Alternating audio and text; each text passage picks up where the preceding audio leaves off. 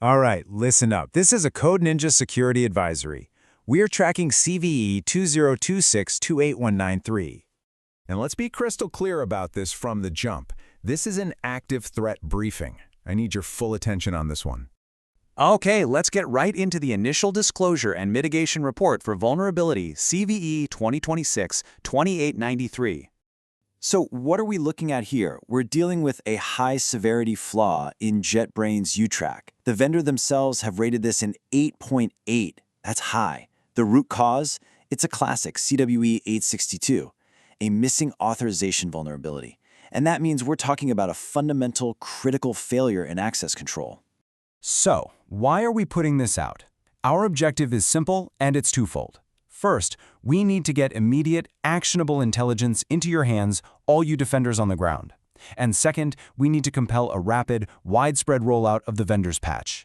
Our job is to help you protect your perimeter. All right, before we dive into the deep technical stuff, it is absolutely crucial that we make sure this intelligence gets out there. So we're going to establish a secure comms link. Think of this as standard operating procedure. First things first, secure your intel stream. You need to subscribe to this channel at Cybertech79, and this is important, enable notifications. This is how you get real-time threat intelligence from us. Don't miss the next one.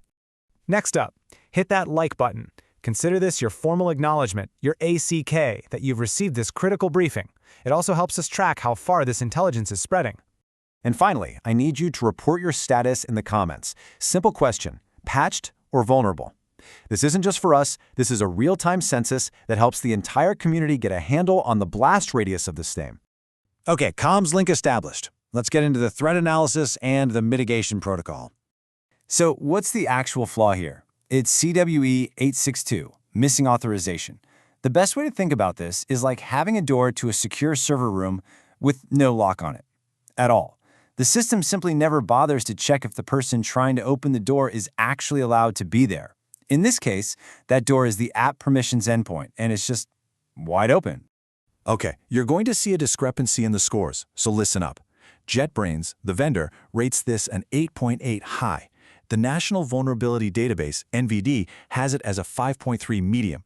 Let me be absolutely clear. You need to act on the vendor's 8.8 score. Why? Because it more accurately reflects the real risk here, the potential for full privilege escalation. We always plan for the adversary's best day, not their first step. And this is exactly why that 8.8 score matters. Look at the blast radius. We're talking about a remote, unauthenticated attacker, someone with no credentials, being able to enumerate permissions, change your application settings, and then escalate privileges for their own malicious app right inside your YouTrack environment. This is a high-impact threat to your confidentiality, integrity, and availability, the whole CIA triad. So here are your orders. Number 1. Upgrade every single YouTrack instance to version 2025.3.12.1962 or later version. That is your primary line of defense. Number 2, don't just patch and walk away. I want you to immediately audit all your existing app permissions. Look for anything that's been modified without authorization. You have to assume you might already be compromised. And number 3, actively monitor your access logs. Hunt for any suspicious activity targeting that permissions endpoint. Vigilance is critical. So remember, patch, audit, monitor. Look, I get it. Sometimes you can't patch immediately. If that's you, you must deploy some interim workarounds. Now, these are just stopgap measures, not a permanent fix. You can lock down network access to your YouTrack instance with some really strict firewall rules. You can also get a web application firewall, a WAF, in front of it with specific rules to block any requests to that vulnerable endpoint. Or you can stick it behind a reverse proxy and force additional authentication that way. All right, let's move into our final phase here. The rationale for this disclosure, and the sign-off. We operate on a very simple principle here. Defenders, that's you, need timely and accurate intelligence to do your jobs, to protect your systems. That's the entire point of coordinated vulnerability disclosure. We're not doing this for kicks. We publish this intel to arm you, the defender, so you can lock down your perimeter before the bad guys can get their exploits working in the wild.